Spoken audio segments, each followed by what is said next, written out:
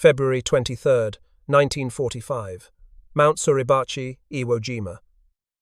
The volcanic ash crunched beneath worn combat boots as 6 Marines struggled against the Pacific wind.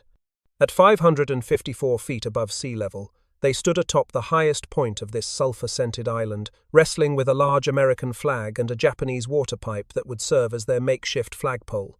Below them, across 8 square miles of black sand and hidden death, 70,000 American Marines and sailors and 21,000 Japanese defenders were locked in the bloodiest battle in Marine Corps history. What none of them knew was that Associated Press photographer Joe Rosenthal was positioning himself nearby, his speed graphic camera ready to capture what would become the most reproduced photograph in history, FIA, an image that would stun Japan, rally America, and redefine the psychological warfare of the Pacific. This moment would mark not just a tactical victory, but a fundamental shift in how warfare itself was understood and conducted. By early 1945, the empire of Japan's Pacific fortress was crumbling, but their home island defenses remained formidable. Located 750 miles south of Tokyo, Iwo Jima served as Japan's early warning system, Iwo Jima, its radar stations detecting American B-29 bombers heading for the homeland, giving Japanese air defenses precious time to prepare. For over a year, Japanese fighters launched from Iwo Jima's airfields had intercepted and destroyed American bombers, protecting the sacred soil of Japan itself. The island's commander, Lieutenant General Kuribayashi, was no ordinary Japanese officer. Having spent years in the United States, including cavalry training at Fort Bliss, Texas, in the 1920s, he understood American industrial might better than most of his peers. He had once written to his wife, "The United States is the last country in the world Japan should fight. Its industrial potential is huge and fabulous, and the people are energetic and versatile." Yet here he stood, ordered by Prime Minister Hideki Tojo himself to defend this strategic island to the last man. Traditional Japanese doctrine called for meeting invaders at the water's edge, throwing everything into a decisive beach battle. Every previous Pacific island had followed this pattern: Guadalcanal, Tarawa, Saipan. The Americans had learned to expect it, plan for it, overwhelm it with superior firepower. But Kuribayashi was about to shatter that expectation with a defense so revolutionary, so brutally effective, that it would force American military planners to completely reconsider their strategy for the invasion of Japan itself. Kuribayashi's revolutionary approach abandoned the traditional water's edge defense entirely. Instead of meeting the Americans at the beaches, he would let them land, let them advance inland, then spring his trap. His weapon was not visible coastal artillery or obvious beach fortifications. It was the island itself, transformed into an underground fortress. 18 miles of tunnels honeycombed the 8-square-mile island. 7 stories of interconnected passages ran through Mount Suribachi alone. Over 1,500 underground bunkers connected by invisible pathways. Mining engineers arrived from Japan with blueprints for elaborate multi-level tunnel systems designed for maximum ventilation and minimum vulnerability to bombing. The specifications were staggering. Bunkers buried 90 feet underground with enough food, water, and ammunition for 3 months of siege warfare. Artillery positions carved into hillsides, invisible from the sea. Machine gun nests with interlocking fields of fire, accessible only through hidden tunnel entrances. Every cave featured multiple entrances and exits, pillboxes that could be abandoned and reoccupied through underground passages after being cleared by Marines. Kuribayashi positioned his defensive equipment strategically. About 300 anti-aircraft guns, 33 naval guns of 4.7 and 6-inch caliber, 438 artillery pieces, 69 anti-tank guns, and 23 tanks, most hidden from aerial and naval observation. The general engineered his defenses so that every part of Iwo Jima was subject to Japanese defensive fire. Kuribayashi's strategy was coldly calculated.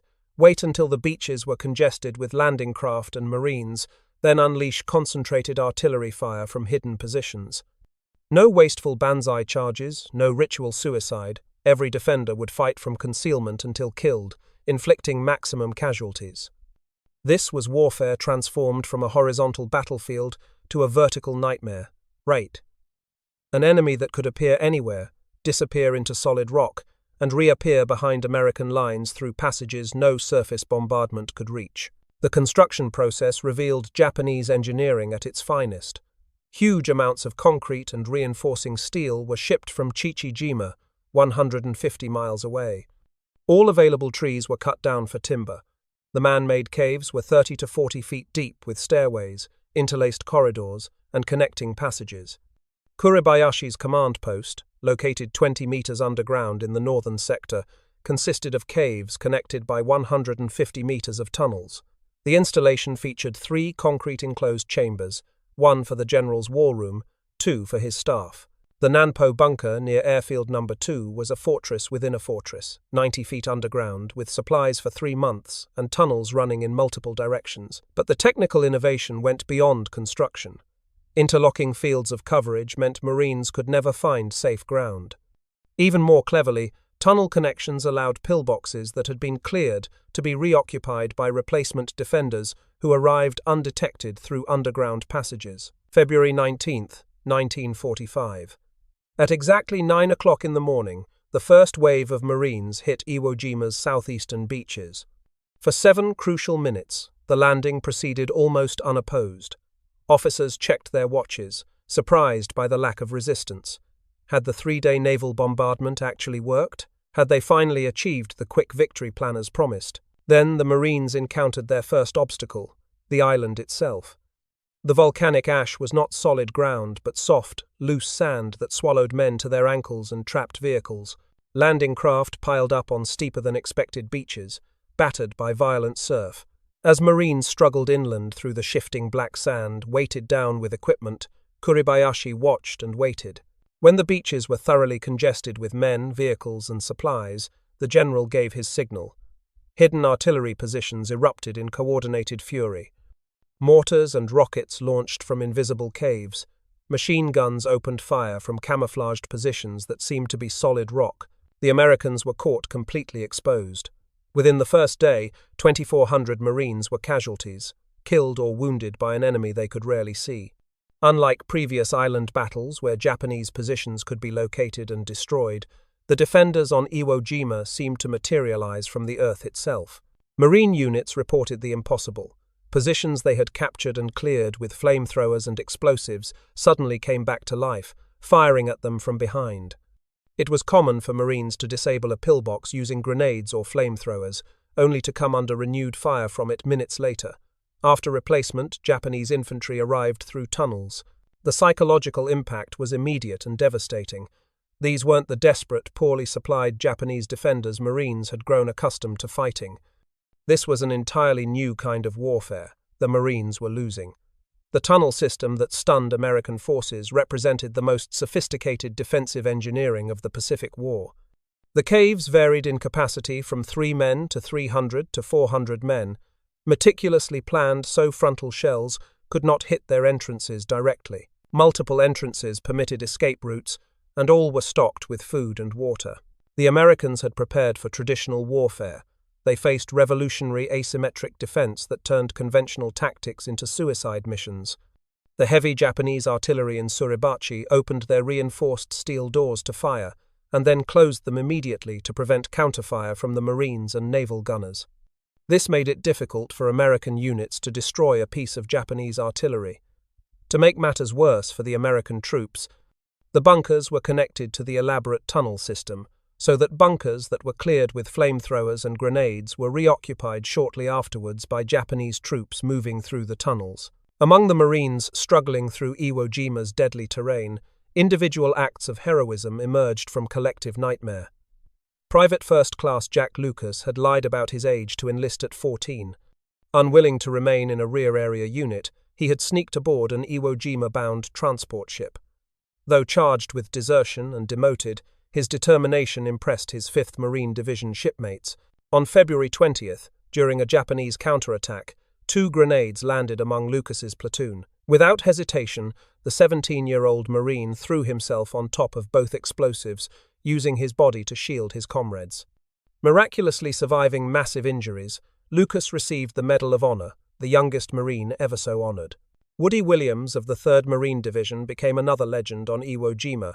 On February 23, 2000 day, the same day as the flag raising, Williams single-handedly eliminated multiple Japanese pillboxes using his flamethrower, advancing alone under heavy fire to clear positions that had pinned down entire Marine companies. His conspicuous gallantry earned him the Medal of Honor. Meanwhile, the 28th Marines of the 5th Division faced their own mission, capturing Mount Suribachi. Lieutenant Colonel Chandler Johnson, commander of the 2nd Battalion, was a Marine, tough, profane, and absolutely determined to plant the American flag on Suribachi's summit. On February 23rd, a 40-man patrol from Easy Company, 2nd Battalion, 28th Marines, began their assault on Suribachi's peak. Led by 1st Lieutenant Harold Schreier, the patrol included Sergeant Michael Strank, Corporal Harlan Block, and Private First Class Franklin Sousley, TA, 3 men whose names would become forever linked with American heroism. But it was Associated Press photographer Joe Rosenthal who would ensure their immortality. Rosenthal had navigated volcanic ash, Japanese mines, and enemy fire to reach Mount Suribachi after hearing over radio that Marines were preparing to raise the American flag. He was about to capture not just a photograph, but the defining image of American resolve. The first American flag raised on Mount Suribachi at approximately 10:20 in the morning on February 23rd was a small banner from the USS Missoula attached to a piece of Japanese water pipe. Marine photographer Staff Sergeant Louis Lowry captured this initial moment, but Japanese grenade attacks forced him to take cover and damaged his camera equipment. Secretary of the Navy James Forrestal, witnessing the flag raising from offshore, was so moved he decided he wanted the flag as a souvenir. This request infuriated Battalion Commander Johnson, who spat, "To hell with that, the flag belongs to the battalion." As an afterthought, Johnson called after his messenger, "And make it a bigger one." The replacement flag, measuring 56 inches by 96 inches, was delivered by tank landing ship USS LST 779. This larger banner would be visible across the entire battlefield, boosting American morale and demoralizing Japanese defenders.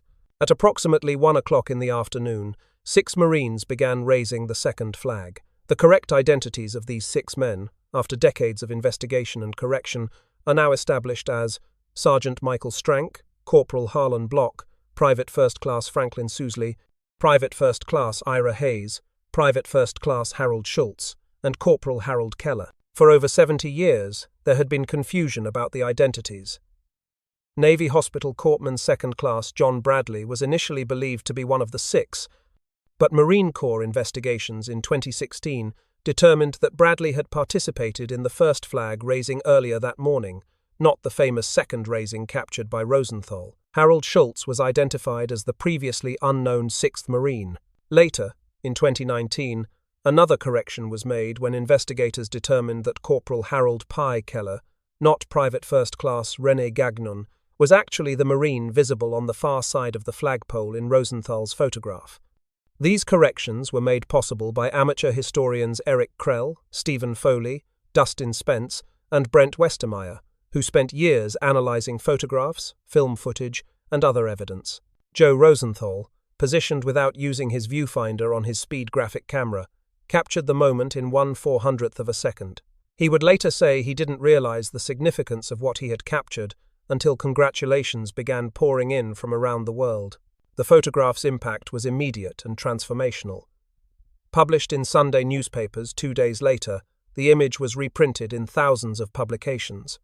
Americans saw their Marines literally claiming Japanese soil, planting their flag on enemy territory within striking distance of Japan itself. The psychological warfare value was immense. For Japan, the image represented their worst nightmare, American forces established on territory they had considered sacred and impregnable. For Americans, it symbolized inevitable victory and justified the enormous sacrifices being made in the Pacific. Rosenthal's photograph won the 1945 Pulitzer Prize for photography and became the centerpiece of the 7th War Loan Drive. An illustration based on the image helped raise a record-breaking $26 billion for the war effort, more money than any single propaganda piece in American history. But the battle itself was far from over. Tragically, 3 of the 6 Marines in Rosenthal's photograph, MIA, Strank, Block, and Sousley, would be killed in action during the remaining weeks of fighting on Iwo Jima. Their sacrifice embodied the brutal reality behind the iconic image. The battle lasted 36 days, more than 7 times longer than planners had predicted. American casualties were staggering. 6,821 Marines and sailors killed in action, nearly 20,000 wounded, with thousands more suffering from combat fatigue and other psychological trauma. Among Marines and Organic Navy personnel, 24,053 casualties were sustained, by far the highest single-action losses in Marine Corps history. Of these, a total of 6,140 died. Roughly 1 Marine or corpsman became a casualty for every 3 who landed on the island. The final death toll among Marines was 5,931 killed in action, died of wounds, or missing in action and presumed dead, more than twice as many Marines as had been killed in all of World War I. An additional 209 deaths occurred among the Navy corpsmen and surgeons assigned to the Marines, the Fifth Fleet, and participating U.S. Army and Army Air Corps units suffered additional fatalities during the battle. Japanese casualties were even more devastating. Of approximately 21,000 defenders, only 216 were captured alive during the battle. The rest died fighting from their underground positions, exactly as Kuribayashi had planned. Another 867 prisoners were taken by the U.S. Army between April and June, after the Marines had left. Some Japanese holdouts continued hiding in caves until they finally surrendered in 1949, almost 4 years after the war's end. This was the only major battle in the entire Pacific campaign where American casualties exceeded the Japanese killed, a sobering testament to Kuribayashi's defensive genius and the determination of his troops. The casualties among American infantry units were particularly devastating, reaching 75% in some units of the 4th and 5th Marine Divisions. The tactical implications of Iwo Jima sent shockwaves through American military planning. The fierce resistance and horrific casualty rates horrified Allied military planners and American citizens, who feared a far greater slaughter during an invasion of Japan's home islands. Military analysts estimated that Operation Downfall, the planned invasion of Japan, could cost over 1 million American casualties based on the Iwo Jima experience. General Kuribayashi's revolutionary defense had achieved its strategic objective, demonstrating that Japan would fight to the last man for every inch of territory, making invasion prohibitively costly. The general himself disappeared during the final days of fighting, probably killed leading a desperate night attack on American positions on March 26. His body was never identified, but his tactical legacy lived on. The strategic impact of the flag-raising photograph extended far beyond its immediate propaganda value. Felix de Weldon, inspired by Rosenthal's image, spent 3 years creating the 78-foot-tall Marine Corps War Memorial in Arlington, Virginia, dedicated in 1954. The sculpture immortalized the 6 Marines, ensuring their sacrifice would be remembered for generations. For Japan, the photograph represented something far more ominous than military defeat. Emelites. It symbolized American presence on Japanese soil, American flags flying over territory they had considered inviolable. The psychological impact on Japanese morale was devastating. If Americans could capture Iwo Jima despite Kuribayashi's brilliant defense, what hope remained for defending the home islands? The industrial dimensions of the American war effort, demonstrated by the massive fleet assembled for Iwo Jima's invasion, further demoralized Japanese leadership. The invasion force included 485 ships, 12 aircraft carriers, and over 300 support vessels within 100 miles of Iwo Jima's shoreline. This armada represented industrial capacity Japan could never match. American training and logistics superiority became increasingly evident as the battle progressed. Marines received extensive pre-invasion training, including practice assaults on similar volcanic terrain in Hawaii. They had adequate food, water, ammunition, and medical support throughout the campaign. Japanese defenders, cut off from resupply, gradually weakened from hunger, thirst, and ammunition shortages. The medical care disparity was particularly stark. American wounded received immediate treatment from Navy corpsmen, evacuation to hospital ships, and transport to advanced medical facilities. Japanese wounded remained in their caves, receiving minimal care, often dying from infections that American medical treatment could have prevented. Navy medical personnel ran a massive operation for casualties on Iwo Jima, evacuating 7,677 casualties by March 24. This effort came at a high cost. Navy medical casualties included 827 corpsmen and 23 doctors during the campaign. 4 corpsmen received the Medal of Honor for their service during Iwo Jima: Francis J. Pierce, George E. Wallen, Jack Williams, and John H. Willis. For the latter 2 corpsmen, naval vessels Jack Williams, FFG-24, and John Willis, DE-10-27, were named in their honor. On March 4th, a damaged B-29 bomber named Dynamite from the 313th Bomb Wing made an emergency landing on Motoyama Airfield No. 1, recently captured from the Japanese. This symbolic moment demonstrated the strategic value Marines had purchased with their blood. Iwo Jima was already serving its intended purpose as an emergency landing field for bombers returning from Japan. By war's end, 2,400 B-29 landings took place at Iwo Jima, many under emergency conditions that might otherwise have meant a crash at sea. The flag-raising photograph gained additional significance as the war progressed toward its conclusion. When President Harry Truman decided to use atomic weapons against Hiroshima and Nagasaki, the horrific casualties at Iwo Jima and later Okinawa played a crucial role in his decision-making process. The projected casualties from Operation Downfall, based partly on Iwo Jima's experience, made the atomic option appear necessary to avoid even greater loss of American life. The 3 surviving Marines from the flag-raising photograph, ACs, Schultz, and Keller, were brought back to the United States along with others involved in both flag raisings to participate in the 7th War Bond Drive. Their presence at rallies across the country helped sell $26 billion in war bonds, financing continued military operations against Japan. However, the psychological burden of surviving while their comrades died continued to haunt many of them for decades. Harold Schultz, one of the flag raisers, exemplified the modesty of these men. He never publicly spoke about his role in the photograph, and when the topic arose once in family conversation, he was quick to dismiss it. "My mom was distracted and not listening, and Harold said, I was one of the flag raisers," his stepdaughter, Desreen McDowell, recalled. I said, "My gosh, Harold, you're a hero." He said, "No, I was a Marine." The technological lessons learned on Iwo Jima influenced American military doctrine for decades. The effectiveness of Japanese tunnel defenses led to development of new weapons and tactics for fighting underground fortifications. Flamethrowers, previously considered specialized weapons, became standard equipment for Marine assault units. New demolition techniques were developed specifically for clearing cave complexes. The intelligence failure that underestimated Kuribayashi's tunnel system prompted major reforms in military reconnaissance and analysis.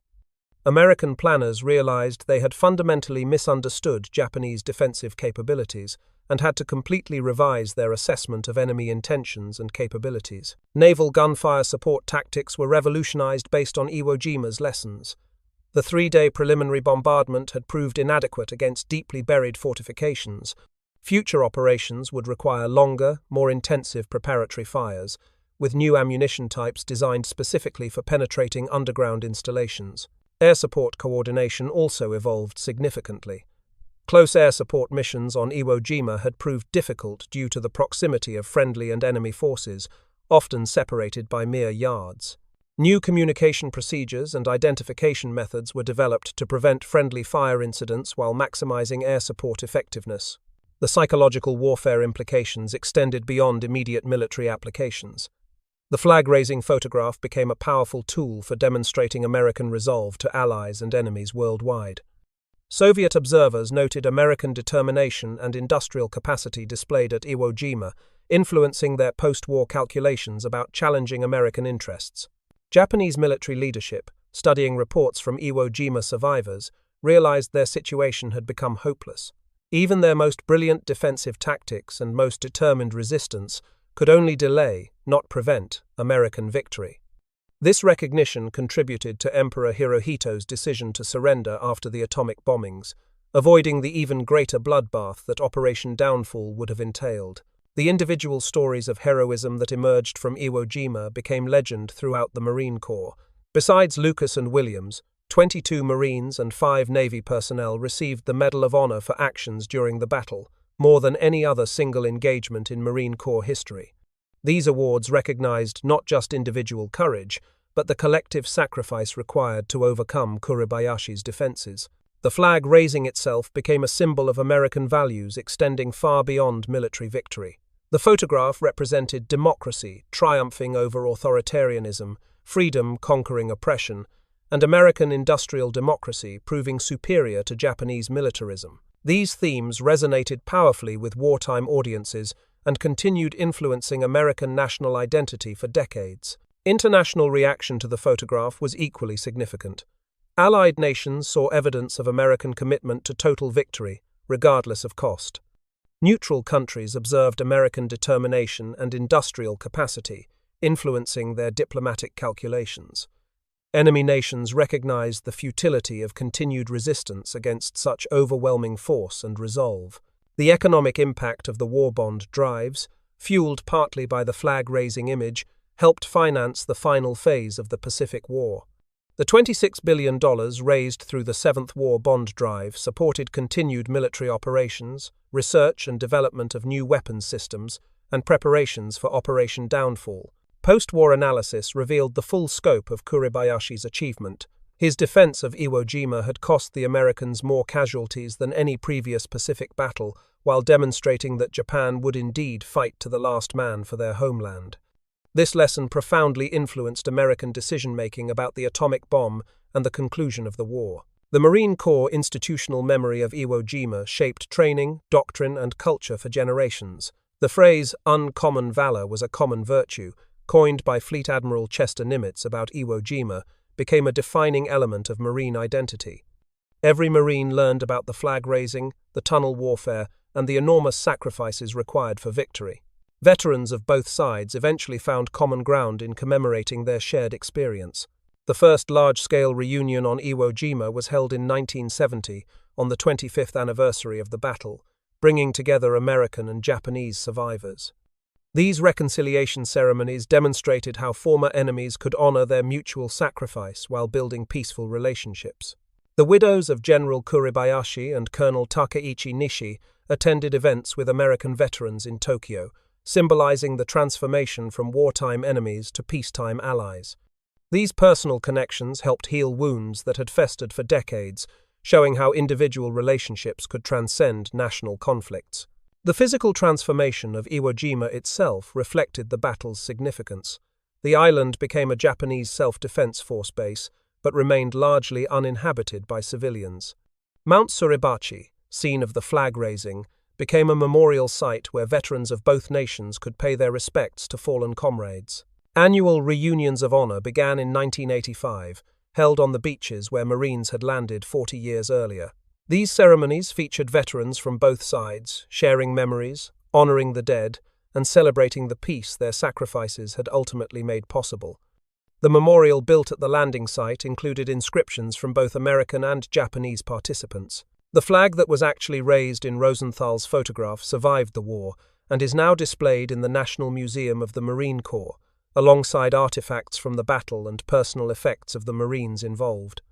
These exhibits help visitors understand both the human cost of the battle and its strategic significance in ending the Pacific War.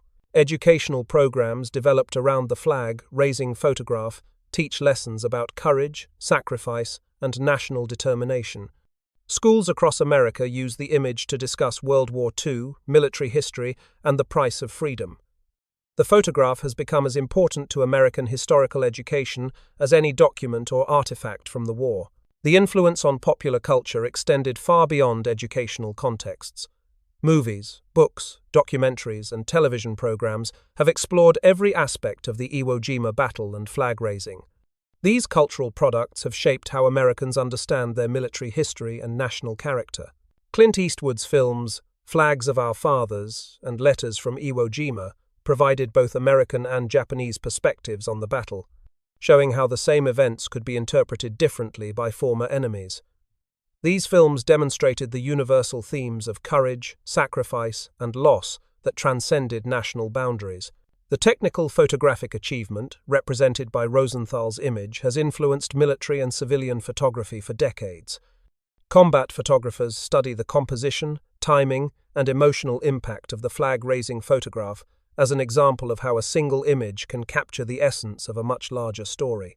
Photography schools and journalism programs analyze the photograph's visual elements, the diagonal composition, the struggling figures against the sky, the symbolic power of the flag itself. These technical discussions help explain why this particular image, among thousands taken during World War II, became so powerfully emblematic. The reproduction and distribution of the photograph demonstrated the power of visual media in wartime propaganda and morale building. Within days of its capture, the image appeared on front pages across America and around the world. This rapid dissemination showed how modern communications could amplify a single moment into a global symbol. The ethical questions surrounding war photography were also highlighted by the flag-raising controversy. Critics initially questioned whether Rosenthal had staged the photograph, leading to decades of debate about the authenticity of war imagery. This controversy illuminated the tension between documentation and propaganda in combat photography. Rosenthal himself spent years defending the authenticity of his photograph, backed by witnesses and motion picture footage that confirmed the flag-raising was not posed. His experience demonstrated the challenges faced by war correspondents in documenting truth while serving national morale needs. Marine Sergeant Bill Gnaust filmed the entire flag-raising, providing video evidence that proved the authenticity of Rosenthal's photograph. The artistic merit of the photograph, beyond its historical significance, has been recognized by photography critics and art historians. The composition, lighting, and emotional impact of the image qualify it as both historical document and artistic achievement, demonstrating how technical skill and historical moment can combine to create lasting art. Modern military analysts continue studying Iwo Jima for lessons applicable to contemporary warfare. Kuribayashi's tunnel defense tactics have been analyzed in the context of asymmetric warfare, urban combat, and irregular forces. His strategies remain relevant for understanding how determined defenders can maximize casualties against superior forces. The battle's influence on American military doctrine extended far beyond tactical innovations. The enormous casualties at Iwo Jima helped convince military planners that conventional invasion of Japan would be prohibitively expensive, contributing to the decision to use atomic weapons. This connection between tactical experience and strategic decision-making demonstrates how individual battles can influence global events. Intelligence analysis procedures were fundamentally reformed, based on the failure to detect Kuribayashi's tunnel system before the invasion. New techniques for assessing enemy capabilities and intentions were developed, along with improved methods for analyzing aerial photography and prisoner interrogation reports. The coordination between different military services, Iwo Jima, Marines, Navy, and Army units, was tested and improved during the Iwo Jima campaign. Lessons learned about joint operations, command relationships, and logistical support influenced American military organization for decades. Medical innovations developed during the battle saved countless lives in subsequent operations. New techniques for treating trauma, battlefield surgery, and evacuation procedures were refined under combat conditions. Navy corpsmen developed methods for providing medical care under fire that became standard throughout the Pacific War. The logistics achievement represented by the Iwo Jima invasion, moving 70,000 troops and their supplies across thousands of miles of ocean, demonstrated American industrial and organizational capabilities that impressed allies and enemies alike. This logistical mastery became a defining characteristic of American military power. Engineering innovations required to overcome Iwo Jima's defensive challenges led to development of new demolition techniques, tunnel clearing procedures, and fortification assault methods. These technical advances influenced military engineering doctrine and training programs for decades. Communication systems tested under Iwo Jima's extreme conditions led to improvements in radio equipment, signal procedures, and command and control methods. The need to coordinate complex operations while under constant enemy fire drove innovations in military communications technology. The flag-raising photograph's transformation into the Marine Corps War Memorial represented the institutionalization of wartime sacrifice into permanent national memory. The memorial process, from conception through construction, showed how democratic societies choose to commemorate military service and national sacrifice. Felix de Weldon's artistic interpretation of Rosenthal's photograph required extensive research into the actual event, the individuals involved, and the historical context. This artistic process demonstrated how visual symbols evolve from historical documentation into cultural monuments, The sculptor worked for 3 years with hundreds of assistants to complete the memorial, which stands as one of the most recognizable monuments in America. The memorial's location, adjacent to Arlington National Cemetery, linked the Iwo Jima flag raising to the broader tradition of American military sacrifice. Visitors can see the memorial in the context of thousands of graves representing service members from every American war, emphasizing continuity of sacrifice across generations. International visitors to the Marine Corps War Memorial often comment on its emotional impact, demonstrating how symbols of national sacrifice can resonate across cultural boundaries. The memorial has become a pilgrimage site for military personnel from allied nations who recognize shared values of courage and sacrifice. The continuing controversy over identification of the Marines in the flag-raising photograph illustrates how historical memory can be complicated by incomplete documentation and mistaken identities. The correction of Harold Schultz's identification in 2016, replacing the long-held belief that John Bradley was the 6th Marine, showed how historical accuracy requires constant vigilance and the willingness to correct errors when new evidence emerges. These identification controversies demonstrated the importance of careful historical research and the willingness to correct errors when new evidence emerges. The Marine Corps' commitment to accurate identification of the flag raisers, even decades after the event, showed institutional integrity in preserving historical truth. The families of the Marines involved in the flag raising have carried the burden and honor of their relatives' fame for generations. Children and grandchildren of the flag raisers have become guardians of historical memory, participating in commemorative events and educational programs.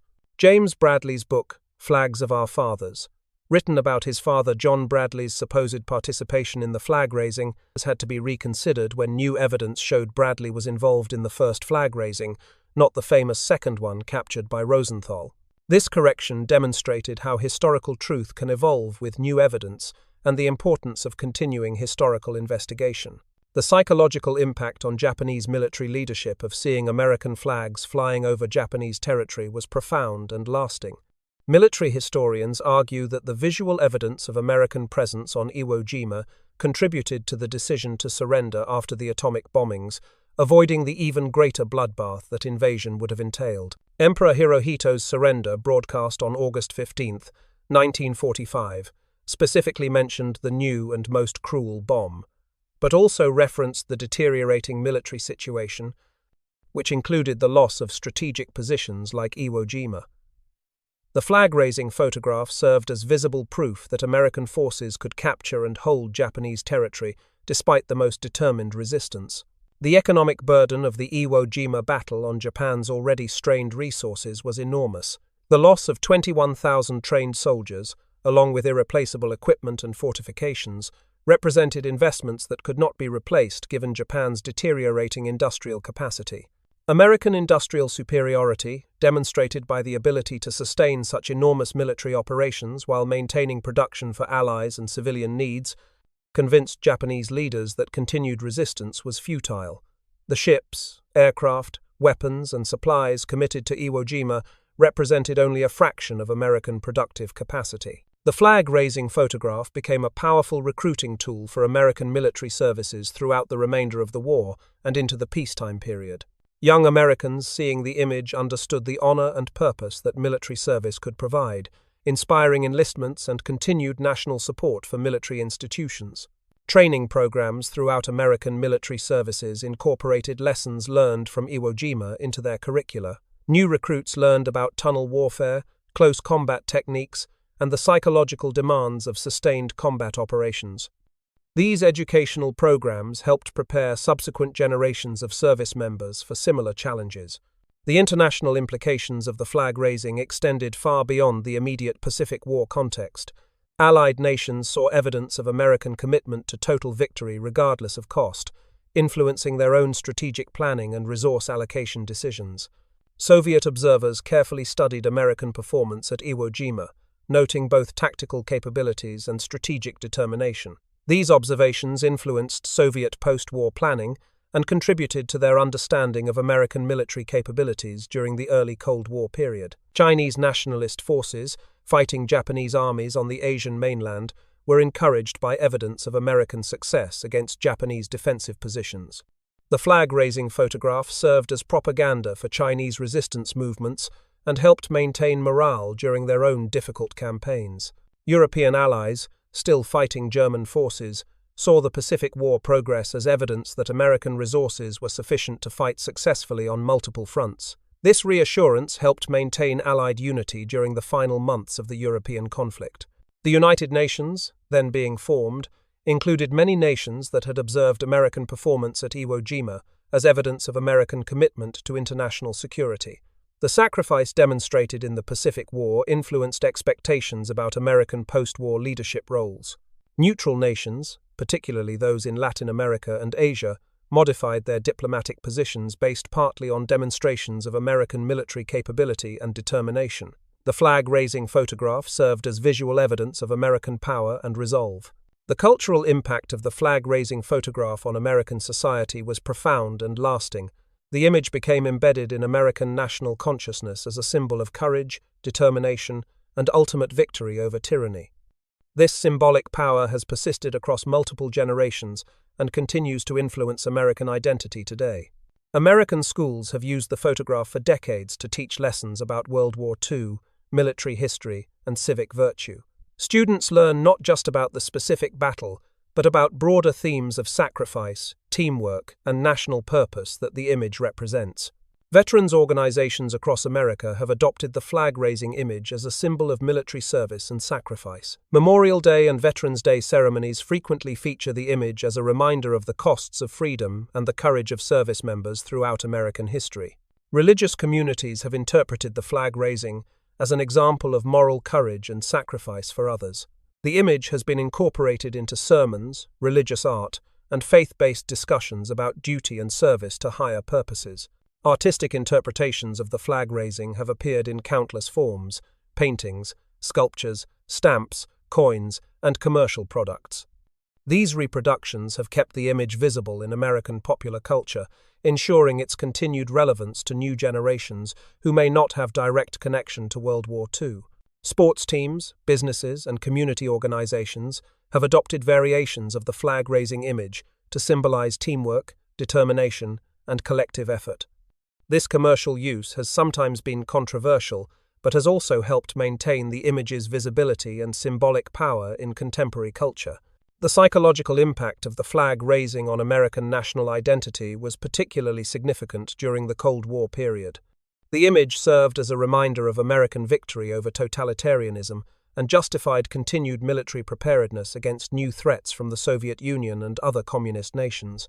During the Vietnam War, both supporters and critics of American involvement used the Iwo Jima flag raising as a reference point.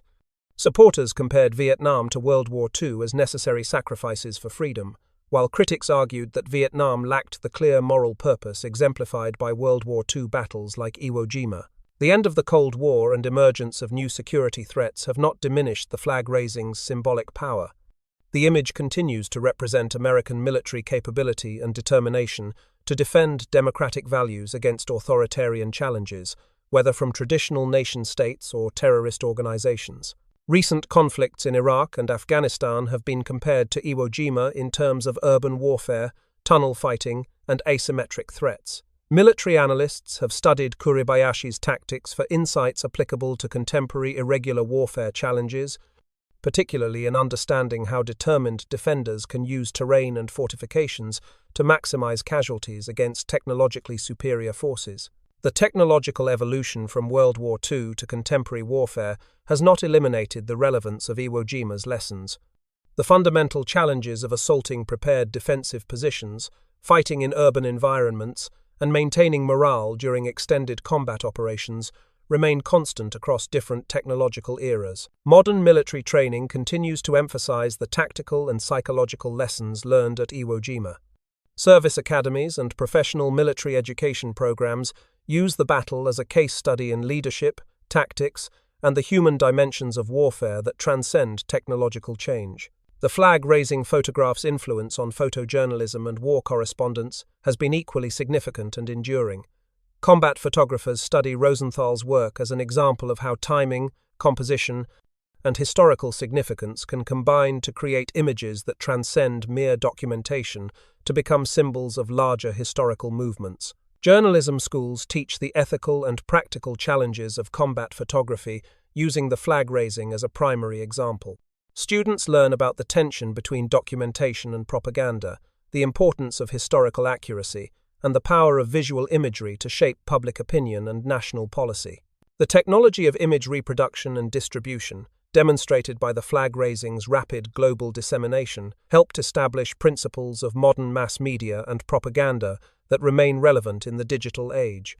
The photograph showed how powerful images could be transmitted worldwide within hours, influencing public opinion across national boundaries.